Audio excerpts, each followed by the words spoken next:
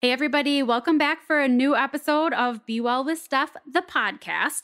I'm sitting here today with my friend Tina, which is really exciting because Tina may actually be, I was thinking about this earlier, one of the longest active friends that I have. Tina and I met in high school where we worked at the same coffee shop. It was my first job, and we worked together for a few years there. Lost touch, reconnected a couple years ago, really. And I am here to share her with you because she's a new vegan. Yay! And today's your 2-month vegan-versary, right? 2 months, yep. Congratulations. Thank you. Did you think you would make it to here? Yeah, I think I did. Yeah. You know what? I didn't really put too much thought into it. When I did it, I was just like, this has got to happen right now. Yeah. So sometimes it's nice to not look too far ahead. Yeah. Just like take it a day at a time. Exactly. So we're going to chat with you a little bit today about what Tina's journey as a new vegan has been like so far. Some of the like health changes that she's made. And maybe if any of you listening have been considering a vegan diet or a plant-based diet or just making some healthy changes to the way that you eat, we're hoping that this episode gives you a little nudge. It helps you to feel inspired and confident that you can do it too.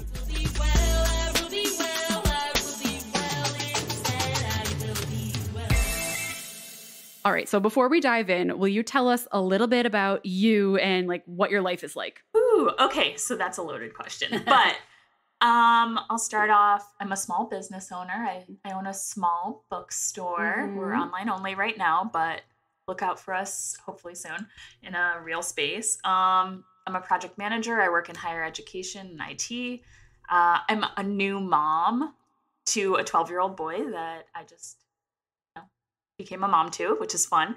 And then I'm a new vegan. Yay! Yay! And that's you in a nutshell, that's right? me in a nutshell. Yeah, dog lover. I don't know what else to say. Yeah, I'm sure more will come out as we go, especially about preferences and things. Those always tend to roll out. So I wanted to have you, like I said, because it's been that 2-month anniversary. Can you share with us a little bit about why you decided to try to adopt a vegan diet? Yeah. So I was dabbling in the vegan diet for like the last 2 years. I went through your group coaching and I found that to be really helpful. And I went like vegan for a month and then vegan for a couple weeks. And then I would fall off the wagon, so to speak. And then in May, I had this the reason I had started trying the vegan diet in the first place was because my doctor said I had high cholesterol. So then in May, one night I woke up and genuinely thought I was having a heart attack. It scared me. I went to the hospital. It was not a heart attack. It was costochondritis, which is like the inflammation of your cartilage in your rib cage or something. It's nothing to do with your heart. But it scared me. And then on July 14th, I texted you, I watched Cowspiracy for no good reason. I was just like chilling on my couch and was like, you know what would be good? A really depressing documentary. So I watched it and I was shook. I feel like I was just texting you the whole time being like, I can't believe this. Don't watch this. I still haven't watched it. And it's been years, right? 5 years for me. And I'm like, I can't watch it because I already know how I feel about the situation and I don't want to feel sad. It changed everything for me. Like I've watched What the Health. I've watched all of the other documentaries. But this one, I don't know why.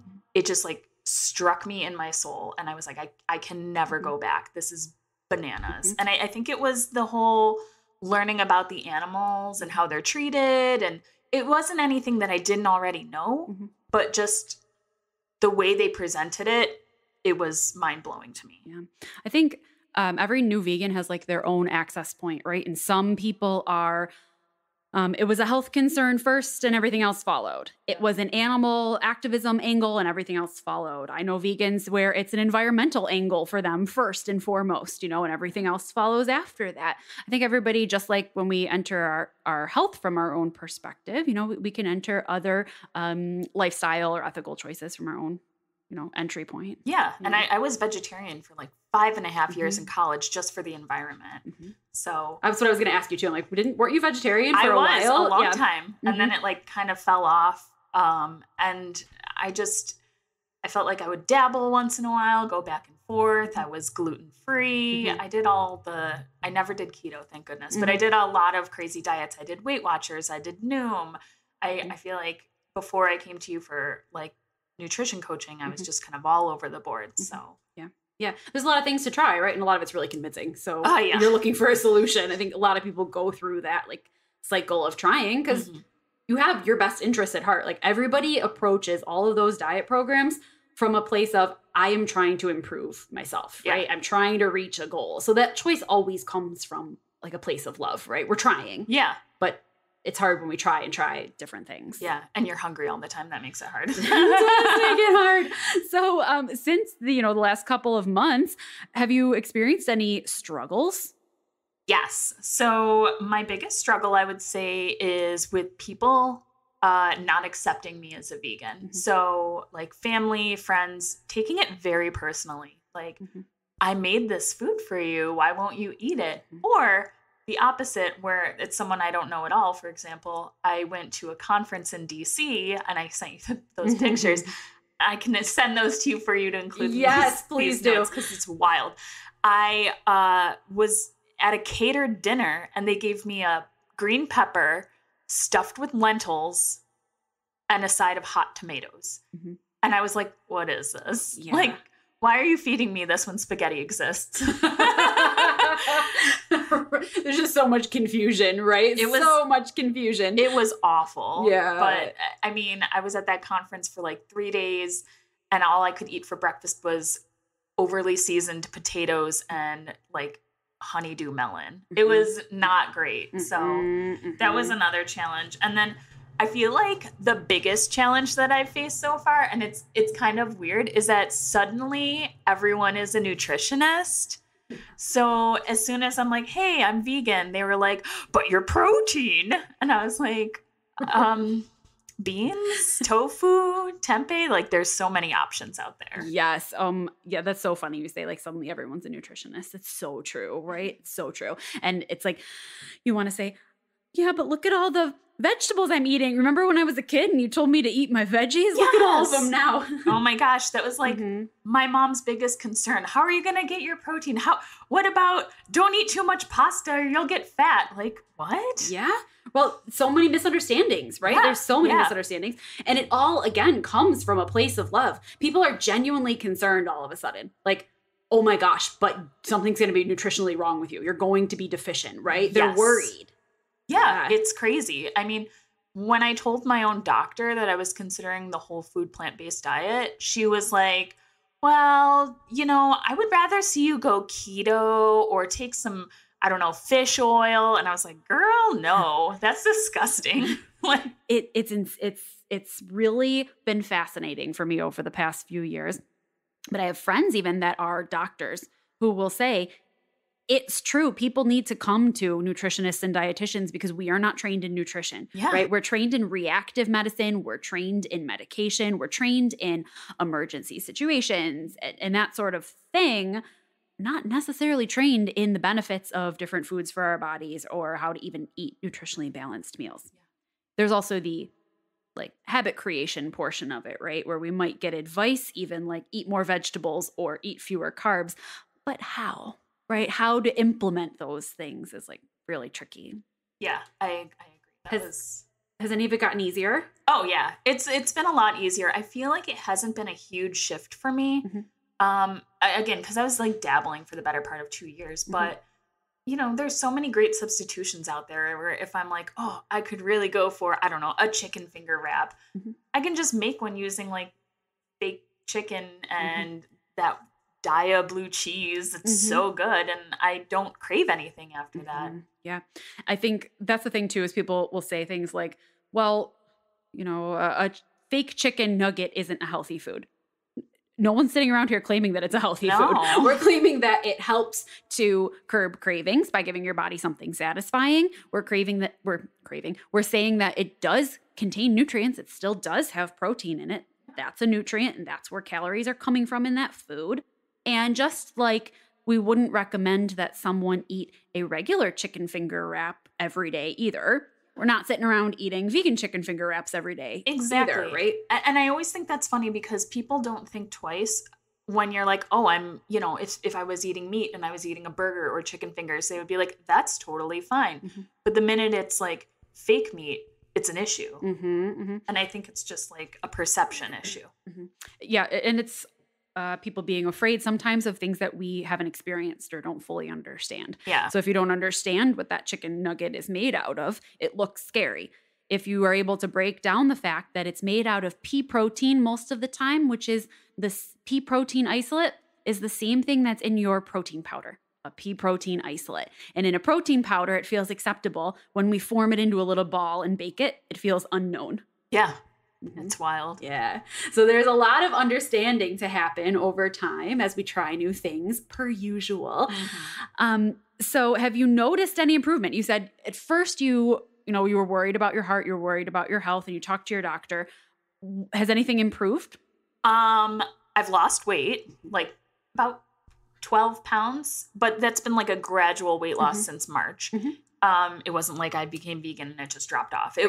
I feel like I've lost more weight since I've become vegan. It's been like easier, but I have by no means increased my exercise. So, it's definitely eating better. And then I'm less bloated. Like, I just don't feel like I've got that like bloated tummy feel anymore, which is great. And my digestion is so much better. It's a personal question I didn't prepare you for, but did you go through that phase of your digestion feeling worse at first? Oh, yeah. Okay, great. I think we need to talk about that because we all plant-based people will say, my digestion is so much better. And I think we forget sometimes to tell people that like for the first 3 weeks, it feels like it might be worse.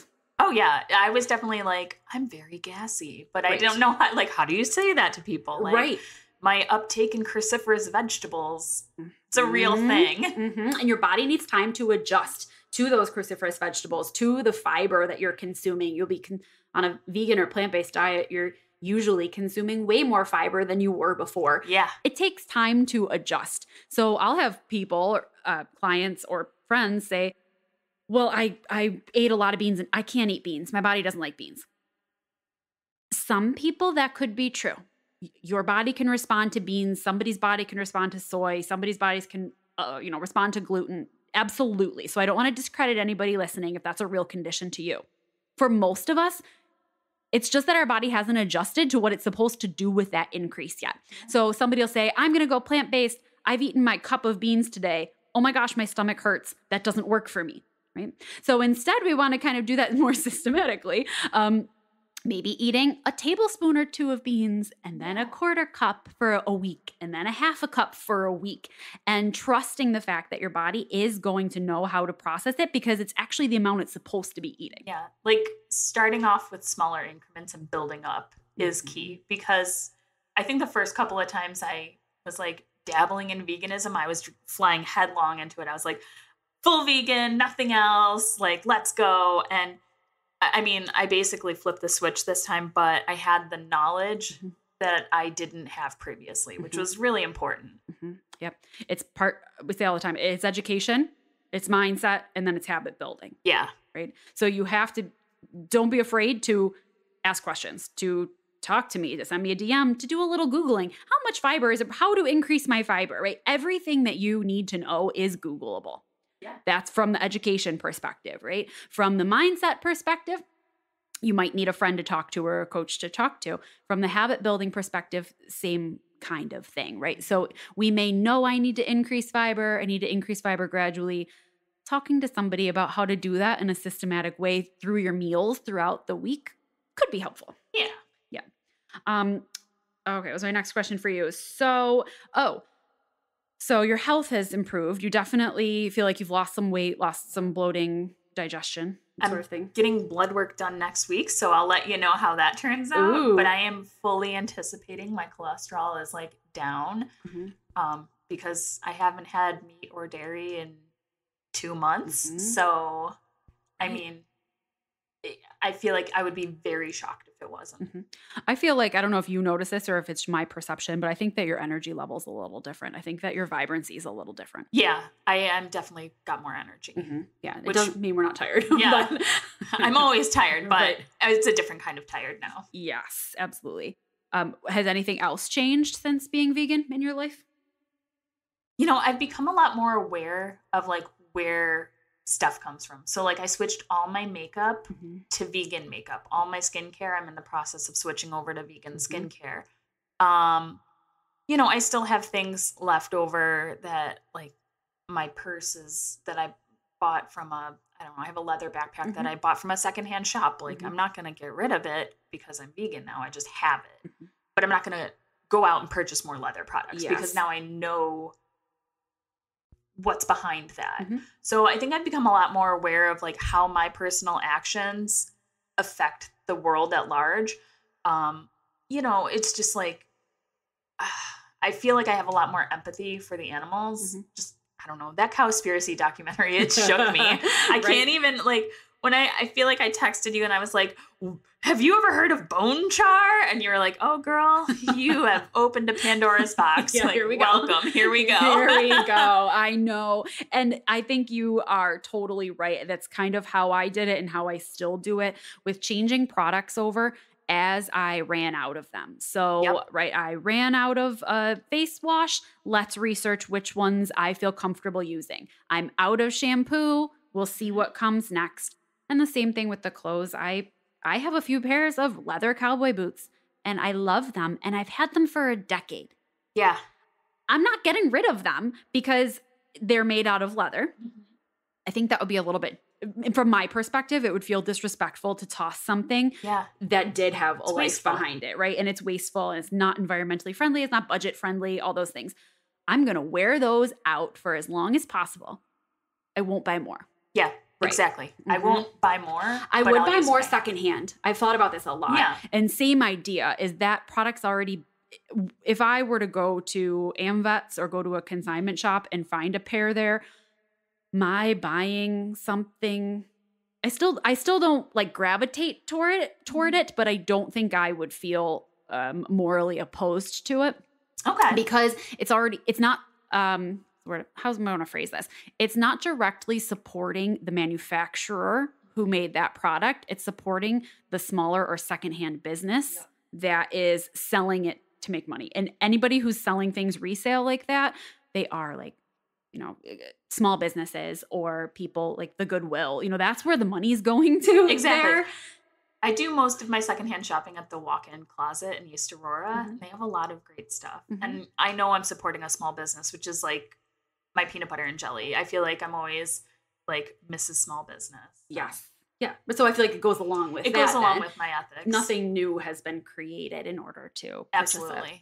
Do you shop a lot You do shop a lot secondhand. Oh, right? yeah. I was going to say. I have made that shift. I think most of what you and I both purchase, most of it is either secondhand or small business, right? Absolutely. It's locally made. Absolutely. Yeah.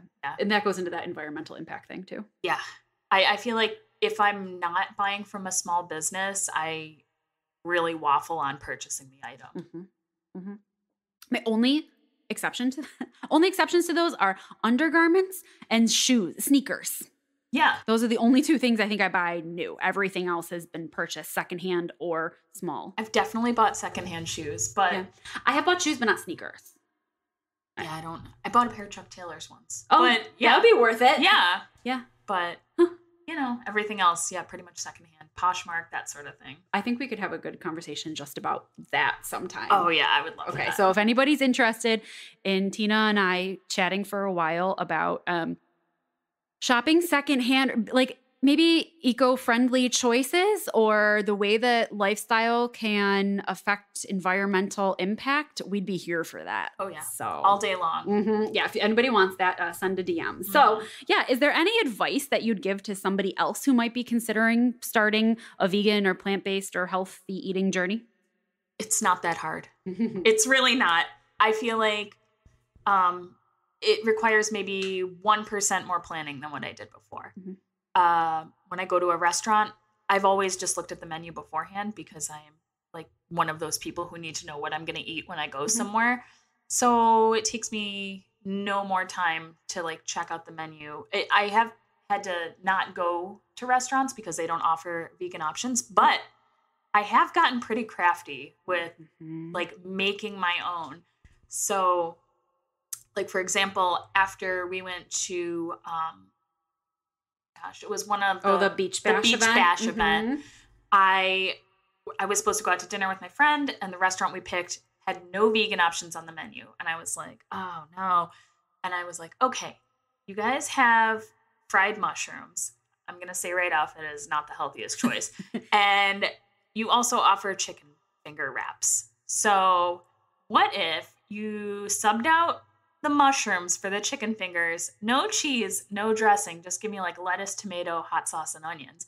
And the girl was like, oh yeah, we could do that. No problem. I was like, sweet. That's so creative. Yeah. Huge fan of ordering off the menu, thinking out of the box when it comes to eating. People ask all the time, like, is it hard to go out to eat, or what vegan restaurants do you go to? And I'm like, to be perfectly honest, I don't remember the last time I went to a vegan restaurant. I just go anywhere, and gotta be a little strategic. And if that means that I'm eating like a dinner-sized salad with some French fries, then I eat a dinner salad and some French fries for that night, and you can make it work. But if they have the ingredients on the menu, you know they have that, they're usually super accommodating. They'll put together a veggie pasta or some other kind of wrap or sub or something.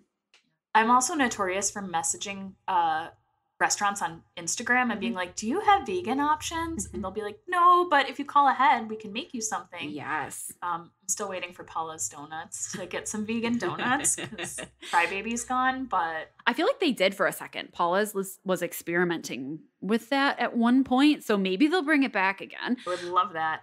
I think that's really good advice, is to advocate for what you need or for what you're looking for. Sometimes when we make a new choice or a new change, we feel a little nervous about it because it's new for us, but other people are not nervous about it. They don't care. It's a blip in their day. They literally don't care. So ask the question. Ask if they have it. Ask if they can help you.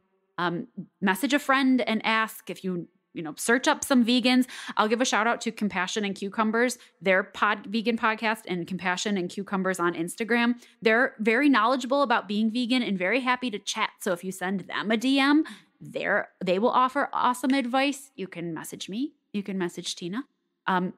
You can find, I know some of you listening are not local. I belong to the Western New York Vegans Facebook group. Wherever you live probably has a Facebook group for vegans too, who are there so excited to answer your questions, to help you, to give a recommendation because they want you to be successful. So reach out for community. Yeah. Really. I feel like if anyone were to approach me asking me questions, I'm here to talk about it all day long. I feel like I had some sort of like vegan awakening, and now I'm like, I need to spread the word of veganism. It's kind of silly because it's like what everyone says, right? It happens to all of us. I know. How do you know a person's vegan? They'll tell you. Yeah. The other one I sent Tina today was what happens when you become vegan is you learn to like tofu and hate people. Yeah. It's really mean. We love all of you. So if somebody wants to reach out and connect with you or talk to you, what is the best way for them to find you? So I would say Instagram. My Instagram handle is Tina_Lou_. So it's TINA_LOU_.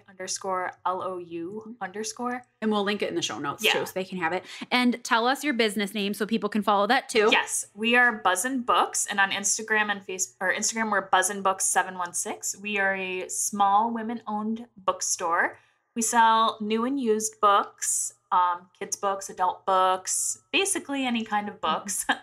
So that's our little business, and I love it. Yep. And they're available online right now. And also, if you are in Western New York, you guys have started doing a bunch of pop-ups and stuff too. Yes. So they can watch for that. We do about 2 pop-ups a month. So if you keep an eye on our Instagram and Facebook, we announce them on there. Awesome. So people will connect with Tina on Instagram and Facebook. They will follow Buzzin Books. Thanks for coming and chatting with me. Thank you. Yeah. And if you're local, Tina's been helping out in Wellness in the Village in the boutique lately. She's been a lifesaver to me. So pop on in and say hi to us there too. Okay? Yep. All right. Thanks. Keep going. You got this, girl. You're doing great. Wait, we're not done. Sorry about that, Sarah Elizabeth, but we stopped the recording and we immediately thought of 2 more things that we wanted to talk about. So one of them was, tell us quick the food you've been craving. Oh my God, potatoes all day, every day. Like, I can't get enough potatoes. I eat potatoes for breakfast. I making potatoes for dinner. I love potatoes. Yes, It's I think my newest craving. if you listen to the episode with my mom, she talked about potatoes like 3 times. Yeah. So it's not surprising because potatoes are listed as one of like the world's most satiating foods. So when you take, Chacha's on the mic. Sarah's going to love this episode. Sorry, Sarah. So when you take things like some higher fat foods and that animal fat out of your diet, those foods are naturally very satiating. So are potatoes. So it seems like a lot of people end up leaning that way with their cravings just because it's so satisfying. They're so good. I can't get enough. The second thing was, I just thought maybe you could quickly tell us about the other people in your household and their reaction to you being vegan. Yeah. So I live with my boyfriend, Dan, and my cousin, Thomas, who's 12 years old. And they have been very supportive. Dan bought me a tofu press. Thomas will actually try the tofu when I make it. Dan will sometimes surprise me, quote unquote, with like, hey, I saw this oat milk ice cream and I got it for you. Or, hey, I saw this weird pourable cheese that you can put on pizza. And it was actually really good. So yeah, he's always trying to, like, when he's in the grocery store, surprise me with new vegan foods that he finds. And we've been making a lot of like meals where they still eat meat and dairy, but you know, they will make meals that are kind of the same, and I'll just swap out tofu for the whatever protein they're eating. Another issue that I have run into is that Thomas steals all my ice cream, like all of it. And he also now thinks Oreos are like a healthy thing because they're just like in the house. I'm like, listen, need a little sweets. He thinks they're healthy food now because you eat them. Yeah. That's really funny. So I feel like they've grown a little bit over the past couple months, right? I think Thomas is trying more things than he was trying before. And even just the awareness of Dan seeing vegan items and like thinking about it, I feel like is really cool because some people are so worried about, I want to do this, but the people in my household won't be on board. Yep. And I think you've done a nice job of exposing them without forcing them. Yeah. Yeah. They don't seem to like care.